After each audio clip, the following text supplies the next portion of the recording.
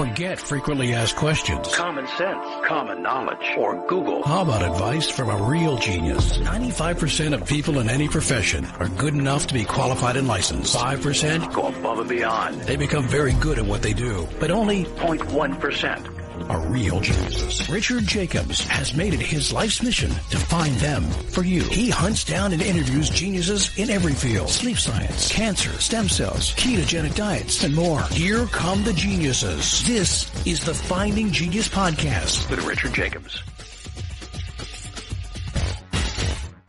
Before we begin, a note from our sponsor. I'm Richard Jacobs, Executive Director of the nonprofit Finding Genius Foundation and host of the Finding Genius Podcast. In late 2016, I was rear-ended at 65 miles an hour by a truck on the highway, which sent me off-road into a ditch. The impact of the collision gave me a concussion and other injuries. At the hospital, a CT scan showed that I had thyroid nodules, which turned out to be cancer. It was then, when I had a biopsy of my neck, that I realized even if I was a millionaire, I wouldn't want a second or a third biopsy due to the pain and the invasiveness of it. And appointments at that time for thyroid experts were 3 to 6 months out.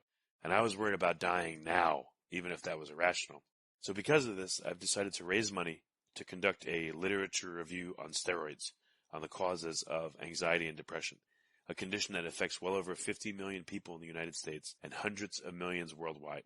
Our goal is to create a codex, a guide that reveals all possible treatments for anxiety and depression for people that live with the condition, or for loved ones that have it, as my wife and my son do. To find out more about our fundraiser, visit findinggeniusfoundation.org and click on Current Initiatives. And now, to our guest. Hello, this is Richard Jacobs with the Finding Genius Podcast, now part of the Finding Genius Foundation. I have Stephanie Wijkstrom. She's part of the Counselling Wellness Center of Pittsburgh. She specializes in marriage counseling and relationships, and I want to talk to her about her work. So, Stephanie, thanks for coming. Thank you so much for having me. It's definitely a pleasure to be here. Well, if you would, tell me about your work in counseling. What kind of situations do you specialize in or focus on? So marriage counseling is my primary focus, and I love to incorporate wellness strategies into my work as a marriage counselor. So finding opportunities to enhance relationships before they fall into patterns of disrepair is a really big focus of mine.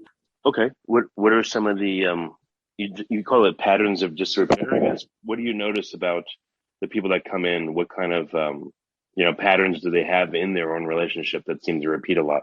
Yeah, there's a pretty famous quote, and it says that, people who are happy in their relationships, they are happy in many different ways, but those who are very unhappy, it's the unhappiness that we see as being, falling into those discrete patterns. So often well-intentioned couples, they enter into that pattern of relationship decay, and there definitely are very specific styles to their conflict resolution or lack of conflict resolution, lack of intimacy, lack of time management.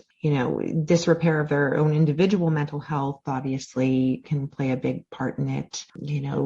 Differences in parenting styles, differences in sexual, libidos, and differences in ways that they renew and express their needs. All of those can really and do play into relationship satisfaction. Well, I'm sure there's a lot of factors. When people come to you for counseling, though, what's going wrong? What are some of the top things that you see that jump out at you that shows you this relationship's having problems? Yeah, so communication. Communication is the number one reason that people seek relationship counseling. So whenever they're having a lot of communication conflict, and in communication, it ends up being such a big heading that it really envelops like all of our relationship, right? So we can be arguing about who's taking out the trash or the household chores or the finances, but often those items get kind of put into that category of communication issues.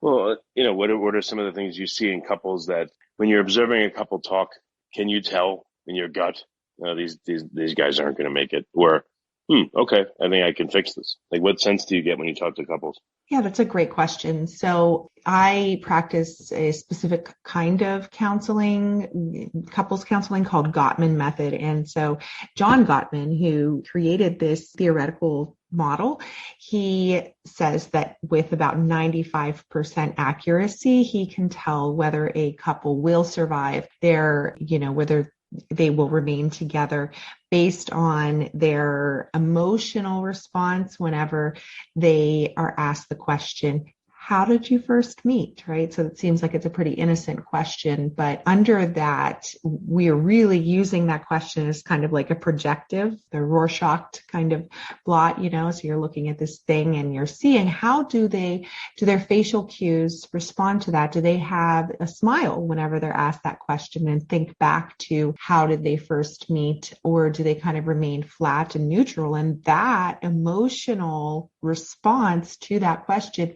is really what does predict like how much emotional affection exists between these two people. And I have seen that question really be very telling into relationship outcomes. But at the same time, I really believe, and I know that the work that couples therapists do is really, has tremendous power. And even if a couple is in that space of, conflict and, feeling really overridden with negativity and criticism, of course, they're going to come into those initial phases not feeling so great about things.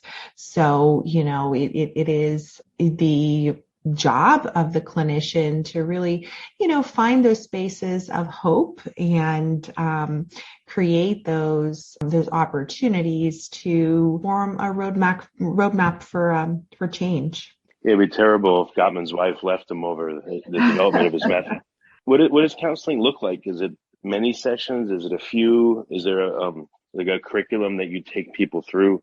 A series of exercises or discussions? Yeah, so couples therapy does end up having a shorter treatment route than individual therapy, but even that, there's a tremendous variability in length of therapy. So it can be as few as 6 to 12 sessions. I think a lot of the EAP or employee assistance programs, they hover between like 6 and 10 sessions for individual therapy. And then, it climbs all the way up to many years. So it really depends on what presenting issues the individual or couple is walking through the door with, as well as what are their resiliency factors, what other skill set do they bring to being able to problem solve and reduce some of their presenting issues. So it really is such a matrix of things that influence the need for treatment length. But I think in looking at the greater kind of senses, the majority of people do start to feel some improvement at that like 10 session marker. So it's definitely a investment of time and energy for the client as well. So yeah, how do you I don't know if this happens, but if a couple goes to counseling and they leave and they're walking out, and then one of them says, I can't believe you said this to me in the session, and they end up fighting. Does that happen? And how do you prepare people not to do that? Yeah, that's a great point. And you're absolutely right. One of the initial conversations that I have with couples is about not attempting, at least not in the initial phases of therapy, to not try to rehash the conversations that were had in the session, or like, how could you say this? How could you think that? Because that there really is going to be a source of further conflict. And until the couple, so, a lot of what our work in couples therapy does is provides a deepening of the skill set to reduce conflict and to approach those issues with a sense of compassion and validation and sensitivity. So you learn as a couple those skills throughout the process. And, I think later on in the therapy, maybe once we get to that like 10 or 12 session point, then you could start to, in a very scripted and intentional way, approach understanding your partner's perspective in those therapy sessions with a little bit more likelihood of gaining some ground. But I would definitely avoid, if anybody is listening and you're doing couples therapy right now, try not to discuss those disagreements or differences of opinion outside of the therapy. Just really using that therapy time to to have those tough conversations. And it's hard, it's hard to not have answers right away. It's hard to sit with disagreement or disappointment for another week, from session to session, but it is really important. Before we continue, I've been personally funding the Finding Genius podcast for 4.5 years now, which has led to 2,700 plus interviews of clinicians, researchers, scientists, CEOs, and other amazing people who are working to advance science and improve our lives and our world. Even though this podcast gets 100,000 plus downloads a month, we need your help to reach hundreds of thousands more worldwide. Please visit findinggeniuspodcast.com and click on Support Us. We have 3 levels of membership from $10 to $49 a month, including perks such as the ability to see ahead in our interview calendar and ask questions of upcoming guests, transcripts of podcasts you're interested in, the ability to request specific topics or guests, and more. Visit findinggeniuspodcast.com and click Support Us today. Now back to the show. What is some of the homework that couples have to do to make sure that the sessions have impact and help them? Like, what do you end up telling people? Yeah, well, it really depends a lot on what their presenting issue is. But for communication, if we stick with that theme, there really are a lot of great exercises. You can find some of them on our website, the CounselingWellnessPGH.com website. And there are many exercises to start to hear your partner better, right? So I think a lot of couples and individuals, they have great skill set with speaking, but it really is in the listening and the understanding part of communication that everyone could use a good refresher. So being your best listener means you're asking, number one, most basic is providing full attention whenever your partner is speaking and sort of looking at things that might be preventing that just attention piece from happening. And then, the greater skill sets of really offering understanding and compassion and sensitivity. So all of those really can be broken down in a very formulaic way. Okay. Any last tips? If you were to say to a couple, look, if you really want this to be successful, you need to consider or do X, Y, and Z. And what would that be? Yeah. So my number one relationship tip would be, it's a kind of existential, but accepting that conflict, unhappiness, aloneness, those are all not only a part of the human experience, but they're also a part of the healthy relationship. So, the more that a couple tries to practice conflict avoidance, the more likely that they are going to exhibit a pathological style of disagreement that actually erodes at their relationship more greatly. So you must really be ready to dig in and come at problem issues to get anything done in love. So, I think we should all be cautious whenever we hear someone say, oh, we have the perfect marriage, we barely ever disagree, because those are the couples that are probably much more close to divorce than they realize. Whenever we're saying that I do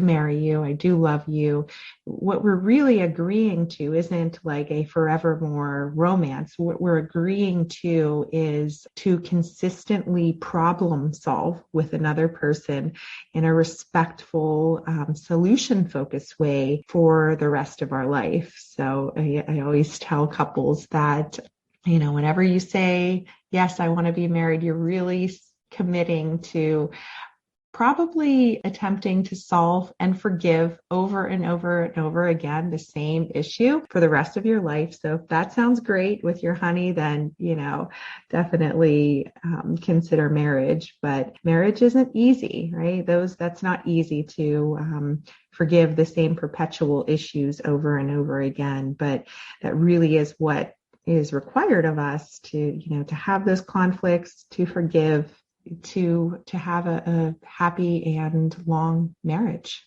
If you like this podcast, please click the link in the description to subscribe and review us on iTunes. Do you notice any difference in relationships, the past 2 years because of the whole virus situation? Or do you notice, differences in relationships that have been going on for 20, 30 years versus 2? Like anything that jumps out at you? Yeah, so I think the initial hypothesis when all of the, like remote working and telehealth work and that kind of thing came to the horizon, a lot of people in my field initially believed, hey, this is going to be really hard on relationships. And there definitely are, domestic violence, things, those tragedies definitely amplified, substance use amplifies. But if we're looking at the relationships in other capacities, there were a lot of beautiful things that happened. As we looked at families who are having 2 people working from home, they actually, there are instances where this isn't true, but overall, people had more time together, which really helped them to, feel a little bit more satisfied with their relationships. The tremendous burden that happens from having to, drive into the office, there's extra time that's added on to life that we really don't have. So by doing work from home, that was a positive impact. I think also that single people took a even bigger hit with COVID. I think single and elderly people were really impacted, their mental health in a very negative way because of the loneliness, right? So loneliness, if you're living alone and your family members aren't able to see you because of this virus and all of those things that have become a part of our reality really, really hit those people. And then the single folks that are maybe even looking to date or meet someone, it adds such a layer of such a negative layer to their ability to go out and date and meet new people if we're simultaneously afraid of, breathing the same air as them. So the single folks and the elderly really are the ones that we should be looking out for over this, the continued course of this pandemic. Well, very good. What's the best way for people to find out more about your work? And if they need help, what areas can you help people in, or, all over the country or just your state and local area? So how do people get in touch?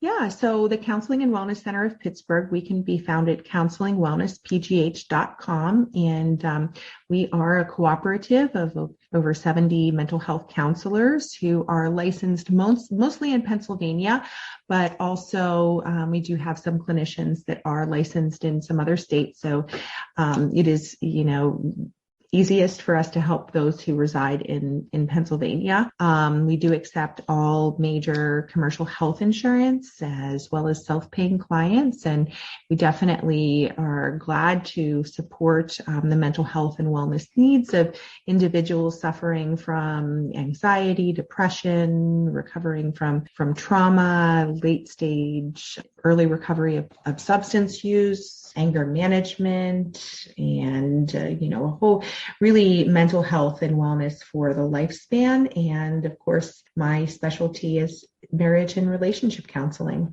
Okay. And website is the best way to get a hold of you, or what's the single point of contact or multiple points that you think are best? Yeah, so counseling, www.counselingwellnesspgh.com or 412-856-WELL, like WELL. And we certainly would be glad to help you. We have a reception team who's ready to pair you with the appropriate therapist for your needs. Well, very good. Stephanie, thanks for coming on the podcast. I really appreciate it. It's been a pleasure. You take good care. If you like this podcast, please click the link in the description to subscribe and review us on iTunes. You've been listening to the Finding Genius podcast with Richard Jacobs.